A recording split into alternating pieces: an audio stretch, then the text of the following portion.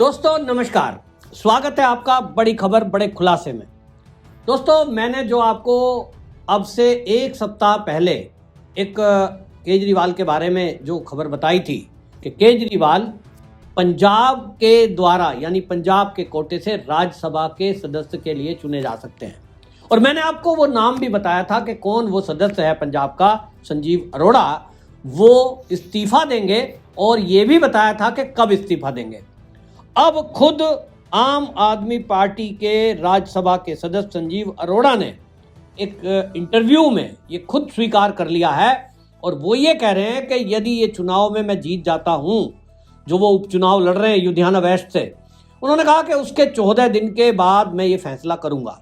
यानी अभी वो इस्तीफा नहीं देंगे, उन्होंने ये स्पष्ट कर दिया है। देखो, ये बात बिल्कुल गलत है कहनी, क्योंकि केजरीवाल जी को वेट नहीं करने की जरूरत कि जब ये बाई इलेक्शन होंगे फिर कोई रिजाइन, पहले वो जीतेंगे फिर वो रिजाइन करेंगे फिर मैं आऊंगा। वो किसी भी एमपी को बोले उनके लिए सीट खाली कर देंगे।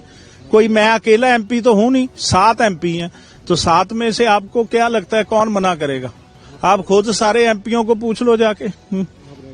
मैं बिल्कुल रेडी हूं। मैं देखो जी, ये उनका डिसीजन है, वो मैं कौन होता हूं उनको कहने वाला। पर अगर वो चाहेंगे तो जरूर आ सकते हैं, जी आया नो। बट ये मतलब कि मुझे नहीं पता, पर आज की डेट में उन्होंने कोई इंटरेस्ट नहीं शो किया, कुछ नहीं किया कि मुझे जाना है आप करो रिजाइन। अपोजिशन बोल रही है देखो, वो तो मैं कुछ नहीं कहना चाहूंगा, पर आपने असलियत पूछी, मैंने असलियत बता दी। अरविंद केजरीवाल जो ये सोच रहे थे कि वो संजीव अरोड़ा को उपचुनाव लड़वा देंगे विधानसभा का, और जैसी खबरें आ रही थी अंदर की कि भाई उनको मंत्री पद देने की एक बात कही गई है, ये एक समझौता हुआ है, उसको उन्होंने खारिज करते हुए ये कह दिया कि मेरी अभी ऐसी कोई बात नहीं हुई है। मुझे केवल ये कहा गया था कि आपको उपचुनाव लड़ना है, उपचुनाव लड़ने के लिए मैं तैयार हूं, लेकिन इस्तीफा कब दूंगा इस पर उन्होंने कह दिया कि अगर मैं जीतता हूं तो उसके 14 दिन के बाद, 14 दिन के अंदर अंदर मैं ये फैसला करूंगा। क्योंकि इस्तीफा देना होता है एक जगह से, या तो आप राज्यसभा, या तो आप विधानसभा, या आप लोकसभा से एक जगह के सदस्य रह सकते हैं, तो वो एक नियम है। लेकिन इससे एक बात तो बिल्कुल साफ है कि जो मैंने आपको शुरू में बताया था वो बात पक्की होती दिखाई दे रही है। भले ही इसमें ट्विस्ट केवल इतना है कि जो कयास लगाए जा रहे थे कि संजीव अरोड़ा का पहले ही इस्तीफा ले लेंगे अरविंद केजरीवाल, और इसको फिर उसके बाद कहा जाएगा कि आप चुनाव में उतरो। संजीव अरोड़ा को यह बात समझ में आ गई कि तुम्हारा जीतना जो है आसान नहीं है, क्योंकि वो परंपरागत जो सीट रही है लुधियाना वेस्ट की, वो कांग्रेस की रही है, और वहां जो गोगी हैं जिनकी अभी तक संदिग्ध अवस्था में मौत हुई है, वो भी पहले कांग्रेस में थे, फिर बाद में आम आदमी पार्टी में आए, और वहां जो कांग्रेस है अब फिर से आम आदमी पार्टी को घेरे हुए है, क्योंकि आम आदमी पार्टी ने पंजाब में जो वादे किए थे, ना तो वहां नशा कम हुआ, ना वहां क्राइम कम हुआ, ना वहां कोई महिलाओं के खाते में पैसे आए, विकास का काम तो हो ही नहीं रहा है। हालात यह है कि पंजाब कंगाल हो चुका है और वहां कर्जे में सरकार है। केंद्र से पैसा मांगते हैं, केंद्र विकास के नाम पर देती है, और वो अपने नाम के मोहल्ला क्लिनिक तक खोल देते हैं, उस पर भी केंद्र ने फटकार लगाई है। तो हालात खराब हैं, और उन हालातों के बीच अब भारतीय जनता पार्टी का भी ग्राफ बढ़ा है। और जैसा मैंने कहा था, लुधियाना वेस्ट से आप आश्चर्य में मत रहना कि यदि बीजेपी का ही वहां से प्रत्याशी जीत जाए, भारतीय जनता पार्टी, वो जो दिवंगत आम आदमी पार्टी के विधायक हैं, उनकी पत्नी वो टिकट मांग रही है, उनको तो टिकट दिया नहीं और टिकट की घोषणा कर दी है, तो उनकी पत्नी को भारतीय जनता पार्टी अपनी तरफ से यानी बीजेपी में शामिल कराकर उनको टिकट दे सकती है।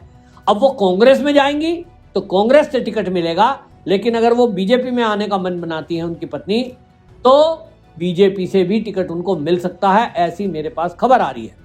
अब अगर भारतीय जनता पार्टी ने उनकी पत्नी को टिकट दिया और उनकी पत्नी ने आना स्वीकार किया, तो निश्चित मान लीजिए 101% उनकी पत्नी की ही जीत होगी, और ये जो संजीव अरोड़ा जी हैं ये फिर तीसरे नंबर पर रहेंगे। ये मुझसे आज लिखवा लो।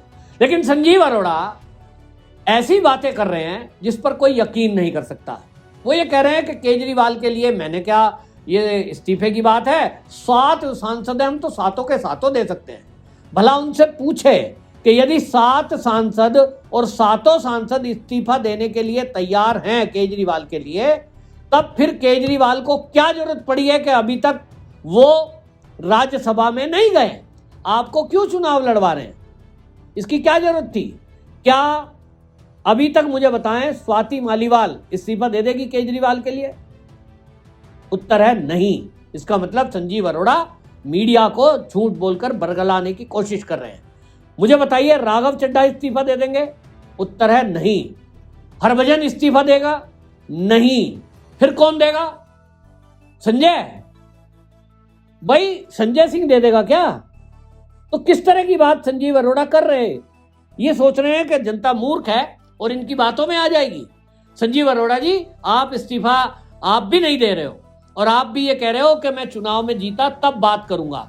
अगर आपको ये लगता है कि केजरीवाल बड़े त्यागी तपस्वी व्यक्ति हैं, उन्होंने दिल्ली में बहुत अच्छा काम किया है, आम आदमी पार्टी के शिखर को ऊपर तक पहुंचा दिया है, कई राज्यों में आपका जो है डंका बज रहा है, तब फिर त्याग की मूर्ति आप ही बन जाओ। काहे 14 दिन इंतजार करोगे? अभी तो चुनाव की घोषणा भी नहीं हुई है। इसका मतलब साफ है कि संजीव अरोड़ा मीडिया में झूठ बोल रहे हैं और वो केवल एक बात बताने की कोशिश कर रहे हैं कि केजरीवाल के लिए तो सभी तैयार हैं, जबकि हालात ये है कि केजरीवाल को दिख नहीं रहा कि आखिरकार करूं तो क्या करूं, क्योंकि इस्तीफा देने वाला कोई उनका सांसद है नहीं। और आज की स्थिति में यह है कि भारतीय जनता पार्टी की कड़ी नजर इनके हर सदस्य के ऊपर और इनकी हर हरकत के ऊपर है। हालांकि ये आम आदमी पार्टी का अंदरूनी मामला है। हो सकता है संजीव अरोड़ा जी की भावना हो, वो इस्तीफा दे दें, आज दे दें या कल दे दें, ये इनका व्यक्तिगत मामला हो सकता है, उस पर कोई टिप्पणी नहीं कर सकता। भैया आपकी पार्टी के वो कन्वीनर हैं, संयोजक हैं और प्रमुख हैं, उन्होंने ही आपको सांसद बनाया है, तो आप दे भी सकते हैं। आपका क्या समझौता हुआ, क्या डील हुई, वो तो अंदर की बात है, बाहर तो आएगी नहीं। और इसलिए आप समझौता करें ना करें, ये आपका अंदरूनी मामला है, तो उस अंदरूनी मामले के तहत कर ही देना चाहिए। मैं तो कहता हूं भाई 7 सांसद जिस पार्टी के पास हो, लोकसभा में आप कह रहे हो लोकसभा में चुनाव में उतरना पड़ेगा, आसान नहीं है, दिला के देख लो। और मैं चुनौती देता हूं कि जो आम आदमी पार्टी के लोकसभा के सांसद हैं, राज्यसभा के बजाय केजरीवाल जो ये दावा करते हैं कि हमने दिल्ली के अंदर एक आम आदमी पार्टी की सरकार ने रिकॉर्ड एक कायम किया है, हमने जो है वर्ल्ड क्लास शिक्षा मॉडल दिया है, हमने वर्ल्ड क्लास स्वास्थ्य मॉडल दिया है, हमने तो साहब जो है यहाँ पर वर्ल्ड क्लास सारी नीतियां बनाई हैं। तब अरविंद केजरीवाल को राज्यसभा जाने के बजाय मैं तो चुनौती देता हूं कि उनको लोकसभा जाना चाहिए और लोकसभा जाने के लिए वो अपने सदस्य को कहें कि भैया इस्तीफा दे दो, क्योंकि संजीव अरोड़ा जी कह रहे हैं कि हम तो सब देने को तैयार हैं, तो भाई दे दो और चले जाओ। कर सकते हैं क्या? कहीं से चुनाव लड़के देखो, पता चलेगा। बनारस से लड़े तो थे, वाराणसी थे, मोदी जी के अगेंस्ट क्या हुआ था, जमानत भी जब्त हुई थी। तो भाई आप जनता के इतने लोकप्रिय हैं, एक पार्टी के आप राष्ट्रीय पार्टी बन चुके हैं और उसके इतने बड़े लीडर अपने आप को आप क्लेम करते हैं, तो यदि अरविंद केजरीवाल में दम है तो जैसे मोदी जी चुनाव लड़ते हैं ताल ठोक कर, जैसे अमित शाह चुनाव लड़ते हैं, जैसे बाकी लोग चुनाव लड़के आते हैं, तो भाई आए। तो इस तरह से बाकी नेता तो चुनाव लड़के आते हैं, मोदी जी चाहे तो वो भी राज्यसभा से आ जाते सुरक्षित, कोई मेहनत करने की जरूरत ही नहीं है। लेकिन वो चुनाव लड़के आए क्योंकि वो एक मैसेज है कि जनता कितना प्यार करती है। अरविंद केजरीवाल ये हिम्मत नहीं करेंगे और इसीलिए बैकडोर से एंट्री वो पाना चाहते हैं, क्योंकि दिल्ली की जो अपनी विधानसभा नहीं जीत पाए, जहां से वो दावा करते थे, विधायक थे और 11 साल से वहां सरकार चला रहे थे, तो सोचिए दिल्ली के बाहर वो कैसे जीत सकते हैं। पंजाब के अंदर भी हालात खराब हैं और जैसा मैं पंजाब का जिक्र कर रहा था, संजीव अरोड़ा का भी जीतना मुश्किल दिखाई दे रहा है। पंजाब के अंदर इस समय बाकी जो चल रहा है सब चल रहा है।